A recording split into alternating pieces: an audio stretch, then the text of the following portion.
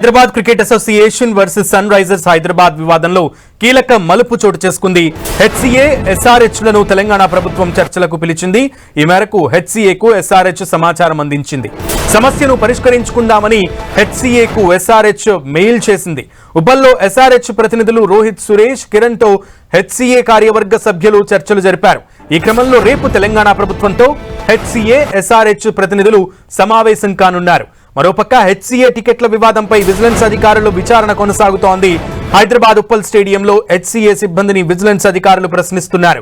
2 ఏళ్లుగా హెచ్సీఏ చేపట్టిన పునర్నిర్మాణ పనులకు సంబంధించిన లెక్కలను పరిశీలిస్తున్నారు విజిలెన్స్ అధికారులు. రైట్, ఈ హెచ్సీఏ వివాదానికి సంబంధించి హెచ్సీఏ వర్సెస్ ఎస్ఆర్హెచ్ వివాదానికి సంబంధించి కూడా ప్రభుత్వం ఫుల్ స్టాప్ పెట్టే యోచనలో ఉన్నట్లుగా తెలుస్తోంది. పూర్తి సమాచారం మా ప్రతినిధి సునీల్ అడిగి తెలుసుకుందాం. సునీల్, అవుతున్నటువంటి టికెట్ల వివాదానికి తెరతీసేందుకు తెలంగాణ రాష్ట్ర ప్రభుత్వం సిద్ధమైంది. ఇందుకోసమే రేపు ఇద్దరు కూడా చర్చలకు రావాలంటూ కూడా తెలంగాణ రాష్ట్ర ప్రభుత్వం ఇప్పటికే అటు హైదరాబాద్ సన్ రైజర్స్కి మరోవైపు హైదరాబాద్ క్రికెట్ అసోసియేషన్ కూడా అధికారికంగా మెయిల్స్ పంపించింది. అయితే ఇప్పటికే సన్ రైజర్స్కి ప్రభుత్వం నుంచి మెయిల్ వచ్చినట్లు కూడా సన్ రైజర్స్ టీం మళ్ళీ హైదరాబాద్ క్రికెట్ అసోసియేషన్కి ఒక మెయిల్ని పంపించింది.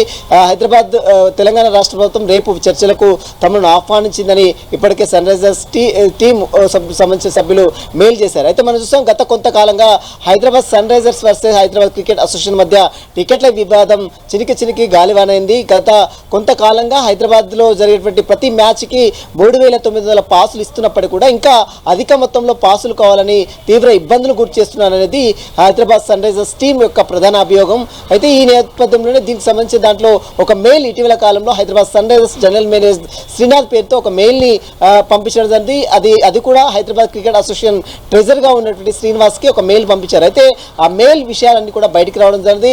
అయితే ఇక్కడ హైదరాబాద్లో నిర్వహిస్తున్న మ్యాచ్ సందర్భంగా ఒకవేళ ఇక్కడ వీరు ఇబ్బందులు పెడితే ఇక్కడ నుంచి మేము వేరే రాష్ట్రానికి వెళ్ళిపోతామనే ఒక హెచ్చరిక కూడా ఎస్ఆర్ఎస్ టీం అటు హెచ్సీఏకి పంపించినటువంటి పరిస్థితి. దీంతో అటు తెలంగాణ రాష్ట్ర ముఖ్యమంత్రి రేవంత్ రెడ్డి సీరియస్ కావడం జరిగింది.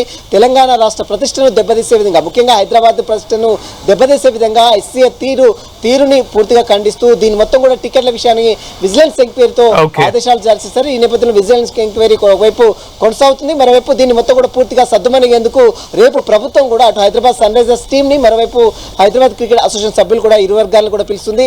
రేపు కమిటీ చర్చించిన తర్వాత మరి ఎలాంటి అంశాలు పొందుపరుస్తారు, ఎందుకు అపెక్స్ కౌన్సిల్ ఎలాంటి నిర్ణయాలు తీసుకున్నారు, ఒప్పందాలు ఏ విధంగా జరిగి ఈమెయిల్స్ ఏ విధంగా పంపించారు, వీటన్నిటి అంశాలపై కూడా రేపు తెలంగాణ రాష్ట్ర ప్రభుత్వం పూర్తిగా విచారించే అవకాశం ఉంది. ఓకే సునీల్.